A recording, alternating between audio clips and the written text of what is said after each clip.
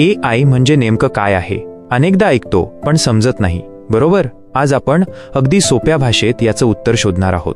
AI म्हणजे artificial intelligence. याचा अर्थ असा, संगणक किंवा मशीनला मानवी मेंदूसारखं विचार करण्याची, शिकण्याची आणि निर्णय घेण्याची ताकद देणं. म्हणजेच एका प्रकारे बुद्धिमान मशीन तयार करणं. उदाहरणच द्यायचं झालं तर गुगलचं सर्च इंजिन, यूट्यूबचे व्हिडिओ सजेशन, ॲमेझॉनवर प्रोडक्ट्सची शिफारस, ChatGPT, सिरी किंवा गुगल असिस्टंट हे सगळं AI वर चालतं. AI 3 मुख्य प्रकारामध्ये विभागलं जातं: नॅरो AI, जनरल AI आणि सुपर AI. सध्या आपण ज्याचा वापर करतो तो म्हणजे नॅरो AI.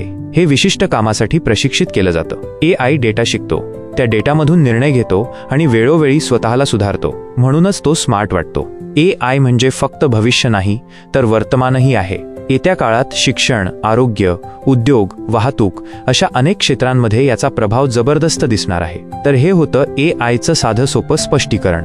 अजून माहिती हवी असेल तर माहिती AI चॅनल फॉलो करा. धन्यवाद.